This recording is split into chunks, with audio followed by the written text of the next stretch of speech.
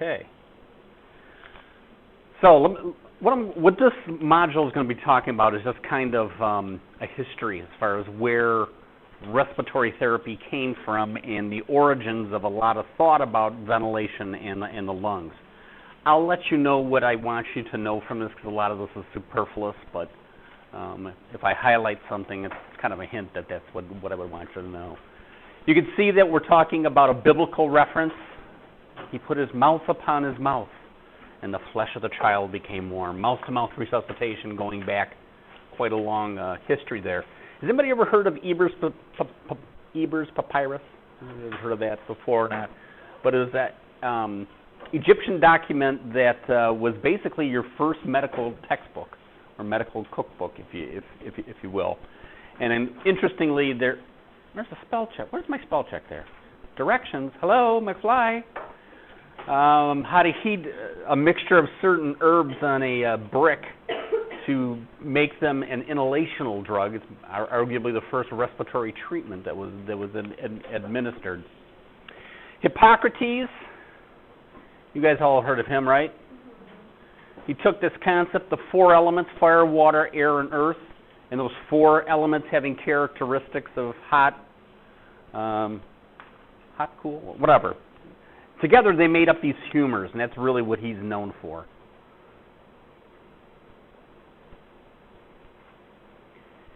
The humors were black bile, yellow bile, phlegm, and blood, and it was really the maintenance of these humors that promoted health. If there was more of one humor than another, we were sick and we had to do something about it. By the way, that's the origin of the thought of bloodletting to treat people, was that you bleed them off and you'll balance the amounts out. Oh, and by the way, the left ventricle was on fire, just so we know this. Obviously, Hippocrates was basing his stuff on observation, and it wasn't really until later when we started doing actual dissection and we said, what kind of a stupid idea was that? Aristotle, I believe when Hippocrates taught Socrates, Socrates taught Aristotle. I believe that was the way the process went. But Aristotle said, well, arteries carry air. Okay. Veins carry blood, and the lungs cool the body. Because the heart's on fire, it has to have something to cool it, so it's the job of the lungs. And if you deprive an animal of air, they die, which is true. The premise was, though, because they couldn't cool themselves. No. There's our heart and there's our lungs, looking good. Those were both Greek influences. The first Roman influence was a guy by the name of Galen. And if you just know that he dealt with these pneumas or spiritus, that's good enough. The spiritus vitalis was located in the heart and responsible for circulation of blood throughout the body. The spiritus animalis, which is kind of an interesting one, was dealing with rational thought. Okay. So we got the heart, we got the brain, and we got the liver and metabolism. There's a little bit of truth to that there is these functions of these various organs. And blood was like the tide that it moved back and forth throughout the body, and of course the lungs are there for heat removal. Father of anatomy, Andrea Vesalius. He was basically, through dissection now, saying, some of this stuff just isn't right. The veins and the arteries both have blood in them. There's no air floating around in there. We're going to call him the father of anatomy. And he is also the first one that resuscitated a dog and using an airway of sorts, passing a reed into the animal's thorax and inflating the lungs. So here we're talking about using an invasive mechanism to ventilate with. And then there's the cool guy, Da Vinci. If you've read the Da Vinci Code, you know who I'm talking about. But he was there really, for our purposes, his main claim to fame was that he was the first to describe how a breath occurred. And when we get to Module B in 1050, after you get done crying, we go through how a breath is delivered. It's all based upon pressure differentials that are created. So. Paracelsus, you know, could you add another name to your name there, really, dude? Where Vesalius was the anatomist, this guy was more of a physiologist, looking at how chemical reactions are really what makes the body tick. He talked about improper interactions with sulfur, mercury, and salt. Salt might be a good one. And he was also really the first pharmacist who really looked for what was around him to use to treat patients. Harvey was the first person to identify that there's actually two circulatory systems. He didn't get it quite right because he kind of didn't have an idea of what happened once it got to the smaller pulmonary arterioles going into the lung mass itself. Kind of didn't quite have that figured out. And then there's Boyle, which is the first person to really challenge the Hippocratic and Aristotelian, whatever, thought process on those elements. He said, no, there's a whole lot more elements than just those four. And that there's reactions that occur between elements to create other compounds. The one I want you to remember for him is this relationship between pressure and volume. We're going to find that there's an inverse relationship between the pressure that is generated and the volume which is attained with that. And that's really the essence of how a tidal or how a volume of gas enters and exits the lungs. And then there's the two Joes. Joe Black, not that Joe Black. Joseph Black had to do with carbon. He discovered this, what he called fixed air, which is really something that we call carbon dioxide.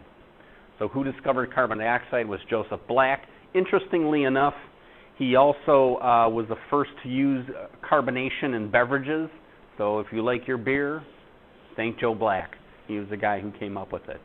And he found that when this fixed air was placed in a jar with a candle, it extinguished the candle, which is what we use for our fire extinguishers, is carbon dioxide.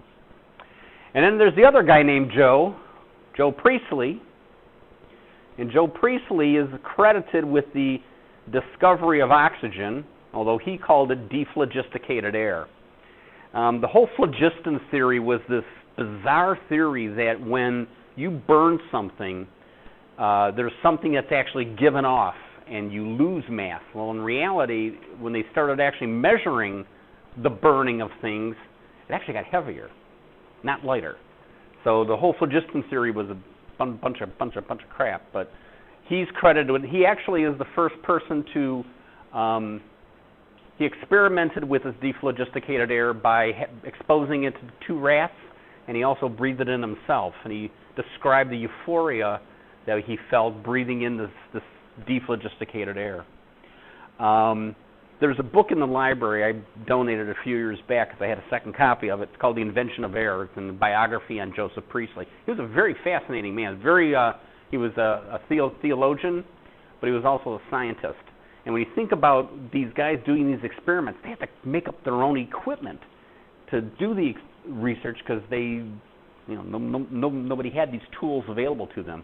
But he also was very good friends with Benjamin Franklin, which led to him also becoming friends with Thomas Jefferson and John Adams. So it was kind of interesting that he was, right about the time of the Revolution in the United States, he was discovering oxygen. And this just talks about the phlogiston theory. I'm not going to worry that much about it because it's obviously false. Sad part of the story is that there was actually a guy by the name of William Scheele, Carl Wilhelm Scheele, who discovered oxygen actually 2 years earlier than Priestley, but never quite published it appropriately. And so the credit all goes to Priestley, although Scheele discovered it first. Sad as it is.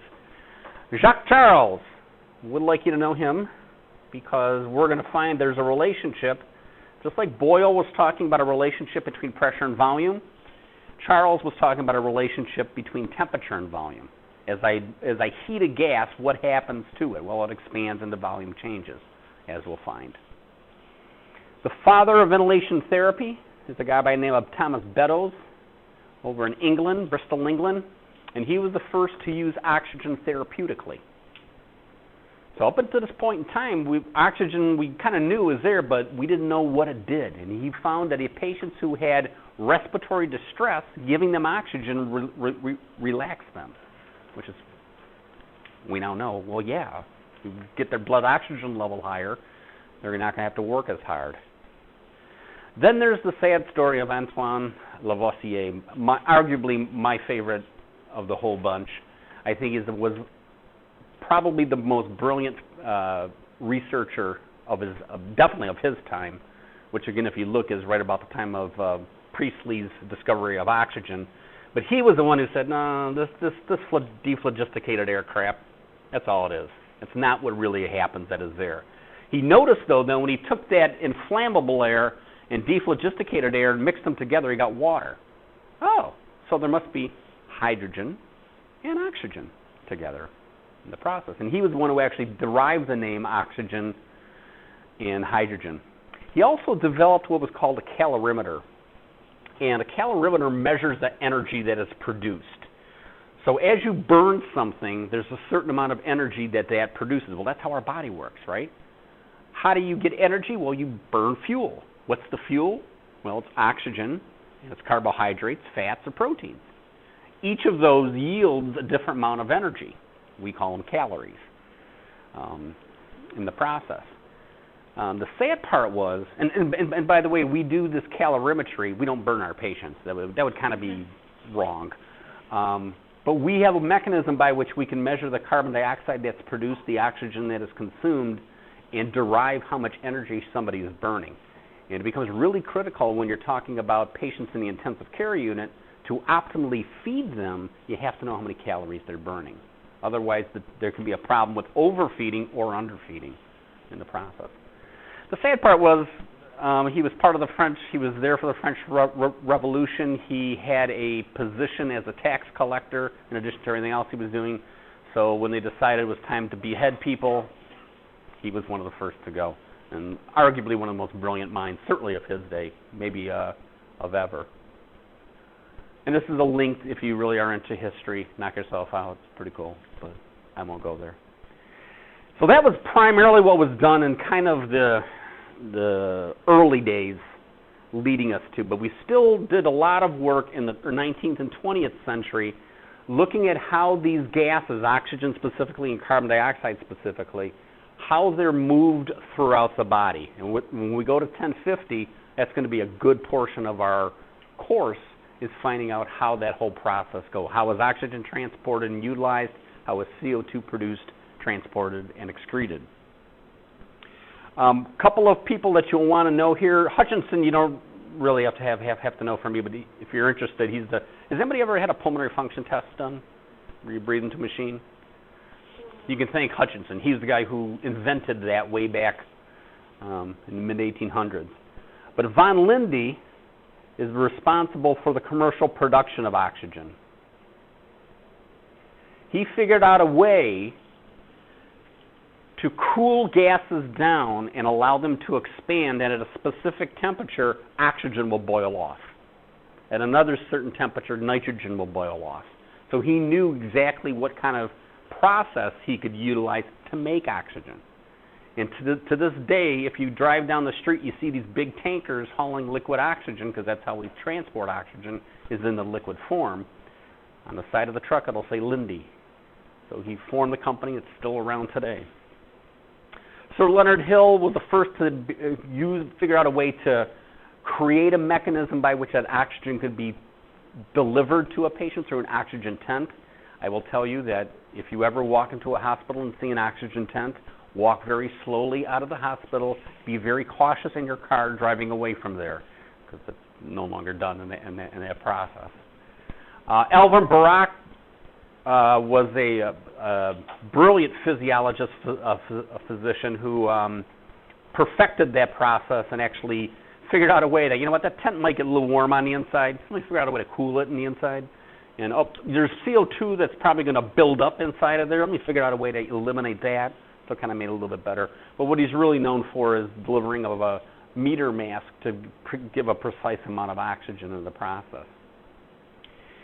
So that's oxygenation and how we kind of got that process. The process of ventilation and movement of gas in and out of the lungs really goes back to the mid-30s. And if you think about it, when they're doing surgery in the mid-30s, there was no such thing as general anesthesia. It was kind of, you gave them some chloroform, and hopefully they didn't wake up in the middle of the surgery.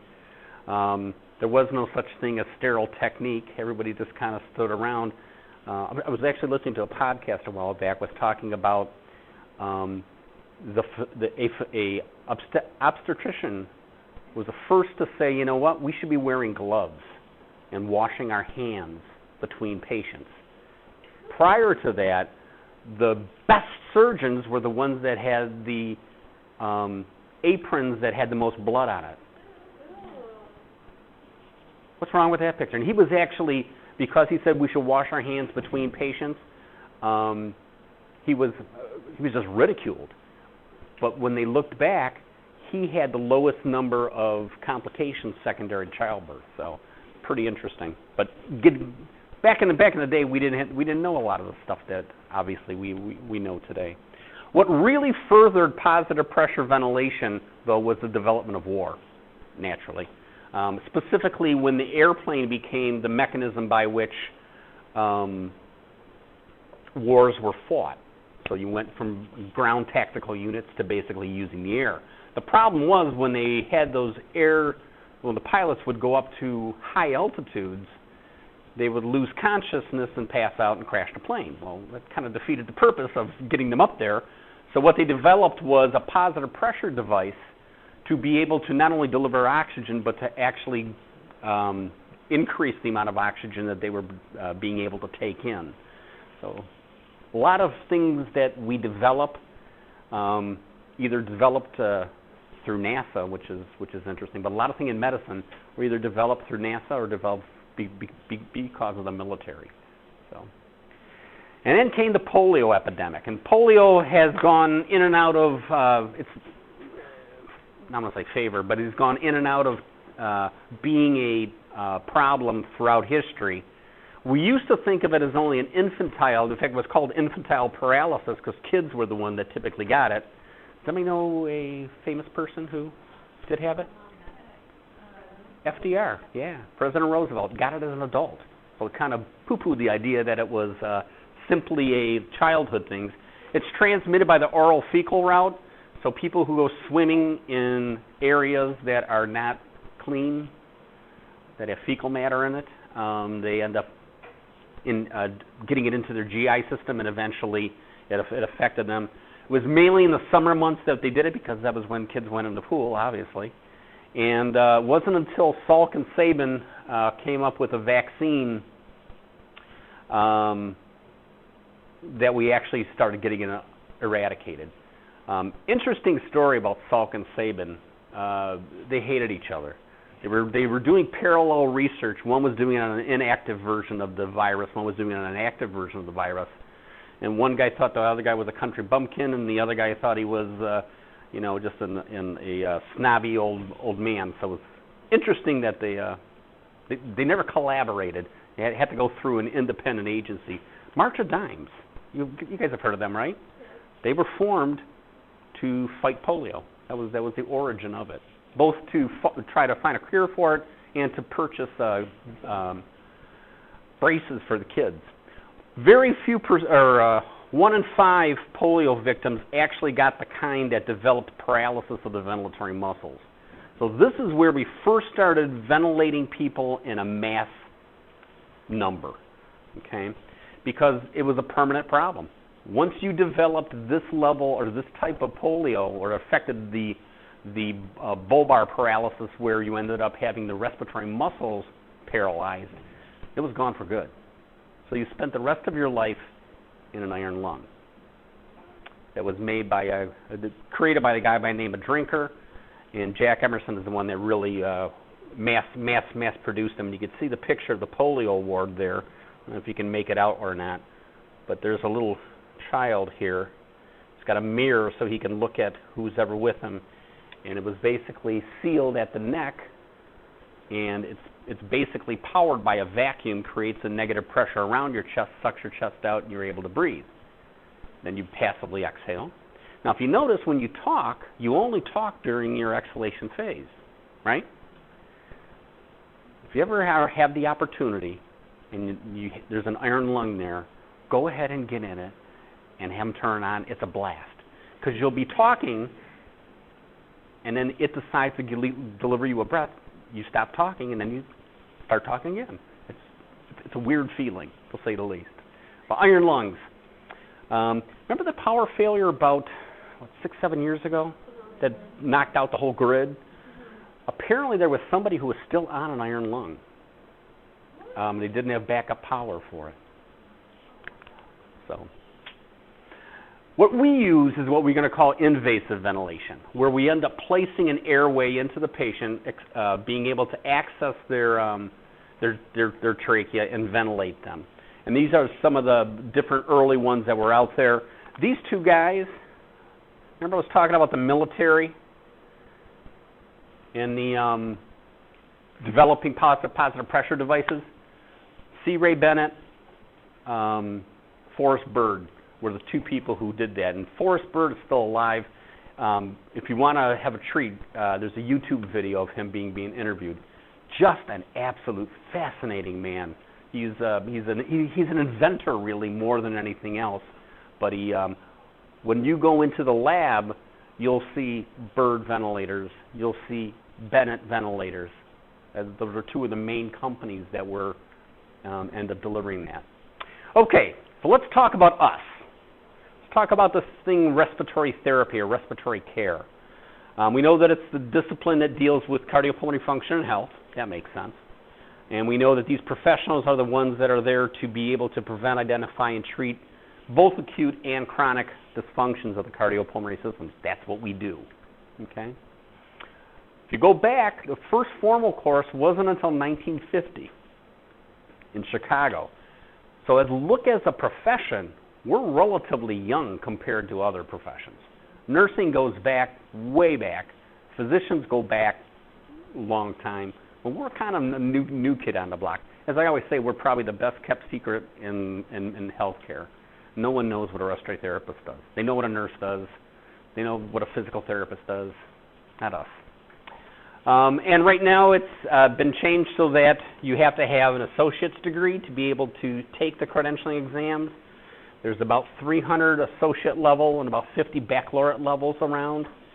And there's about 13 RT programs in Michigan. I believe there's one that just recently became a baccalaureate program up at Marquette, which I don't think we're going to be commuting up there anytime soon. There is a push by the AARC to make this a baccalaureate level entry. They're getting a whole lot of pushbacks. If you look at the number of baccalaureate versus associate degree programs, what are those associate programs supposed to do? In Michigan, their nearest baccalaureate program is located in Toledo. So, although we encourage people to get a baccalaureate, and you can actually do an online baccalaureate pretty easy once you're done with your associate, they're not there yet. In the old days, when I started, we was primarily looking at a technical role. So we did a task. Physician wrote an order to do a task. We completed that task.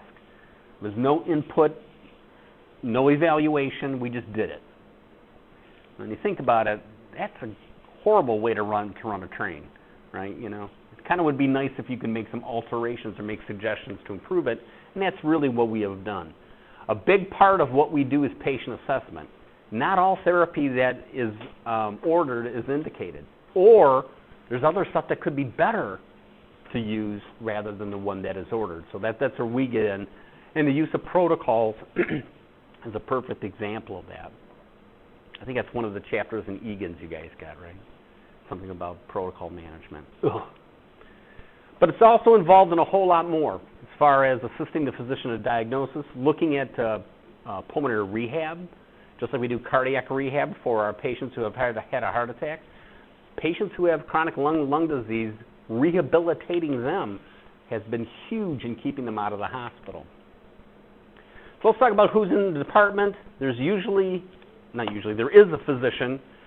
Usually it's a pulmonary specialist, but it can also be an anesthesiologist. And they're basically there to make sure that what we're doing is correct. They're also the last line of defense. If I got a doc who wants me to do something to the patient and I know this is the wrong thing to do, if he doesn't listen to me, I can go ahead and call my medical director, and doc can fight it out. And I've had medical directors say, you want that done, you come down and do it yourself, because my people are not doing this. That's dangerous, the process. And they look over the policy and procedure manuals. This registered respiratory therapist with additional training and experience is the technical director. He's the day-to-day manager, looking at hiring and firing and buying equipment and maintaining a budget and all that other stuff. So that's who you end up reporting to as a staff therapist. There are, in some institutions, educators that train both employees and students, and they are basically there as an extension of the technical director. And then there's the respiratory therapists that do the day-to-day activity. Our role is going to change as time goes on. We're being expected to know more and more and be involved in more and more things. Does anybody know what palliative care is? Palliative care? End-of-life care, yeah. When there's times where nothing else we can do is going to make a difference. And one of the drugs that actually is administered in patients with chronic dyspnea, especially lung cancer at end stage, is to go ahead and have inhaled morphine. It doesn't work the same as morphine delivered IV, but it actually suppresses the shortness of breath that somebody experiences. So, anyway, there's a lot of other stuff we're going to end up doing. What you should know on this one is that the last bullet point, on a national level, the professional organization is the AARC. They're the folks that basically look out for you in the process on a national level, lobbying Congress to be able to pass laws. One of the laws they're trying to get passed is to allow for reimbursement of respiratory therapist services in the home. If you're at home and you get a nurse coming to your home, they get reimbursed. If you have a physical therapist in your home, they get reimbursed. If you have a respiratory therapist in your home, you get nothing. That's just wrong. Patients with cardiopulmonary disease don't deserve the same kind of involvement. So that's the AARC's role. And there's their mission statement. You can look at it if you want. On a state level is the MSRC. They're there to look after what's going on a state respiratory care level, both working with the government. And really why they were formed was to help educate. So every year they do a seminar, not every year, they do a couple of seminars throughout the year. But yeah, and this is their mission.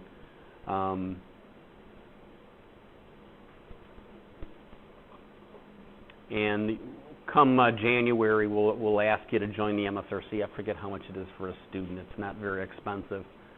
But we also strongly encourage you to attend the seminar, our annual seminar, because it's a great way to get exposure on all the different equipment and lectures and all kind of cool stuff.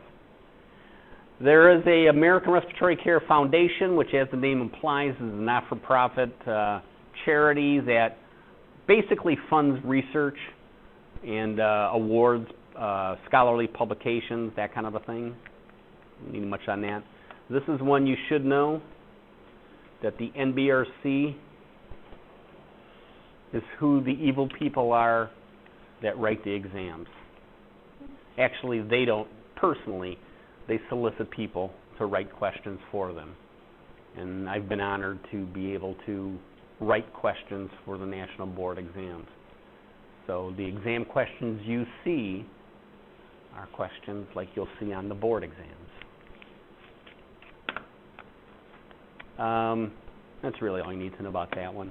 These are the various credentials. Mary talked about these two earlier. Certified respiratory therapist is the entry level. Registered respiratory therapist is the advanced level. Just like there are those for doing bedside care, there's also a CPFT and RPFT that deal with diagnostics.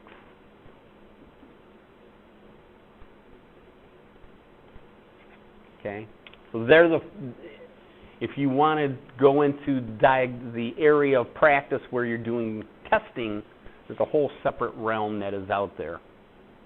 And then there's specialists for people who work with pediatric patients, people who work with asthmatic, and doing education for asthma, and they just came out with an adult critical care specialist, so a registered respiratory therapist could go back and take another exam and demonstrate competency in the ICU.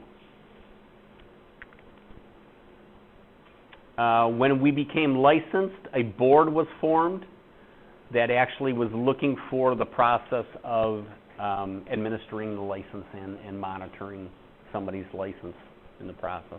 We'll talk more about them as we go along. The Joint Commission used to have a bigger name, but they just basically changed it to the Joint Commission. These are the folks that accredit hospitals. So if you're a hospital, these are the folks that come in and make sure that what you're doing and how your policies are set up are safe for the public. Okay. If you're not accredited by the Joint Commission, Medicare will not reimburse you. And since probably 80% of a hospital's income comes from the government in the form of Medicare payments, that's kind of an important thing to have. You're not accredited by the Joint, you close your doors. And they actually just started a few years ago having we just show up kind of a process. It wasn't even something that they warned you that they were coming. Oh, Joint's here. Freak out. Last one I want you to know, I think it's the last one, is COARC. And this is the group that accredits educational institutions. So every 10 years, or up to 10 years, COARC will come in here and go through a review process to make sure that Mary and I are teaching you guys correctly. We had our visit, I think 3 years ago, 2-3 years ago, and once we went through it, I said, that wouldn't be a bad thing to do. Maybe I'll become a site visitor. So I did. Last Thursday and Friday, I was in Charleston, West Virginia, beautiful country, by the way, doing a site visit on this small little rural respiratory therapy program. We're driving down the road, and there's cows by the road, and then there's all of a sudden a school. And it was a K-12 school, but they also had a career center attached to it. So the career center was basically where you could learn to weld or you can learn to whatever. But a lot of the kids that were in the school, after they finished the high school, went into the respiratory therapy program. So it was kind of interesting to see it. But that's COARC. They're the people responsible for making sure the schools are doing good.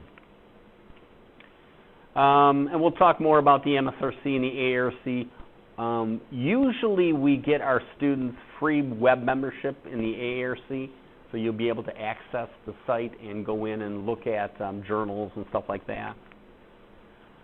Okay, so in the time that we have left, let me stop this. Got about 20 minutes.